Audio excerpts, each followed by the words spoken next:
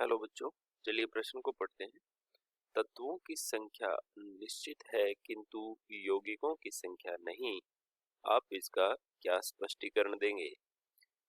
हमारे पास जो प्रश्न दिया है, पहले हम इसकी मुख्य अवधारणा देखेंगे। मुख्य अवधारणा, और इसमें लिखेंगे तत्व तथा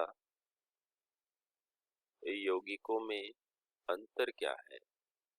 यौगिकों में अंतर तथा इनकी संख्याएं इनकी संख्याएं कितनी होती हैं, किस तरीके से ये भिन्न होते हैं, हम देख लेते हैं। सबसे पहले हमें तत्व के बारे में जान लेते हैं और फिर जानेंगे हम यौगिक के बारे में। तत्व किसे कहा जाता है? तत्व की परिभाषा में हम लिखेंगे कि जब एक समान प्रकार के परमाणु, एक ही समान प्रकार के परमाणु, वो भी कितने, दो या दो से अधिक एक समान प्रकार के परमाणु मिलकर क्या बनाते हैं, तत्व का निर्माण करते हैं। और अगर यौगिक की बात करें तो भिन्न प्रकार के परमाणु जुड़ते हैं इसमें। भिन्न भिन्न प्रकार के परमाणु से मिलकर बने होते हैं। परमाणुओं से बने अणुओं को कहते हैं यौगिक। अब हम बात करते हैं एक समान प्रकार के परमाणु किस तरह के। हमें पता है कि कुछ ही ऐसे अणु होते हैं जो एक समान प्रकार के परमाणुओं से मिलकर के बने होते हैं। जैसे H और H मिलकर के H2 बना दिया, Cl Cl मिलकर के Cl2 बना दिया, ऐसे ही I मिलकर के I2 बना दिया, ऐसे ही Br Br मिलकर के Br2 बना दिया, ठीक है। और ऐसे ही F F मिलकर के F2 बना दिया।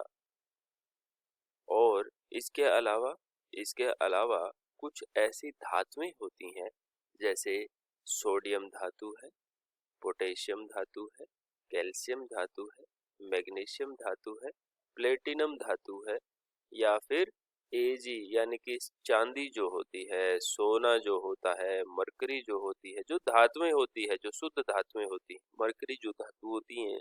इसके अलावा जो धातुएं हैं, जैसे निकिल है, कॉपर है ना, या जिंक है, ये सभी धातुएं हैं जो एक ही प्रावस्था में रहती हैं, एक ही प्रकार के परमाणुओं के रूप में रहती हैं, एक समान परमाणुओं से मिलकर के बनी होती हैं। ये सभी तत्व हैं। इसके अलावा भी कुछ तत्व हैं, जैसे वायु है, ऑक्सीजन जिसको कहते हैं, या ओजोन है O3, जैसे नाइट्रोजन गैस है ना। तो इस तरह की गैसें भी जो होती हैं वो भी तत्वों में आती हैं, जो कि समान प्रकार के परमाणुओं से मिलकर बनी होती हैं। लेकिन ध्यान रहे, ये निश्चित होती है, इनकी संख्या निश्चित है। इससे ये लगभग हमने लिख लिए हैं, इससे ज्यादा जो धातुएं होती हैं वो लगभग सारी जो होती हैं वो एक समान प्रकार के परमाणुओं से मिलकर बनी होती हैं। इसलिए ये धातुएं जो होती हैं ये काफी सारी होती हैं। आवर्त सारणी में जितनी भी धातुएं हैं वो सभी तत्व कहलाती हैं, ठीक है। और जो एक समान प्रकार के परमाणुओं से मिलकर के जो गैस से बनी होती है, या जो द्रव अवस्था में भी होती है, जैसे ब्रोमीन जो होता है वो द्रव अवस्था में होता है, आयोडीन ठोस भी होता है ना। तो कुछ ऐसी होती हैं जो द्विपरमाणविक जो तत्व होते हैं, द्विपरमाणविक अणु होते हैं, जो एक समान प्रकार के परमाणुओं से मिलकर बने होते हैं, उनको हम तत्व कहते हैं। इनकी संख्या निश्चित होती है। इनकी संख्या क्या होती है? इनकी संख्या निश्चित होती है। लेकिन अगर हम यौगिक की बात करें तो यौगिक तो बहुत सारे होते हैं। ये होते हैं भिन्न प्रकार के परमाणुओं से मिलकर के बने होते हैं। जैसे हाइड्रोजन मिल गया Cl से तो बना दिया HCl, ठीक है। और अगर हाइड्रोजन मिल गया फ्लोरीन से तो बन गया HF।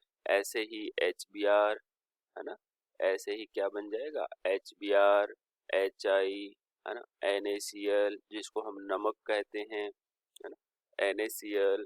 या फिर इसके अलावा क्या कह सकते हैं, ग्लूकोज हो गया, मार्बल हो गया, हाँ, ये सब क्या होते हैं, ग्लूकोज,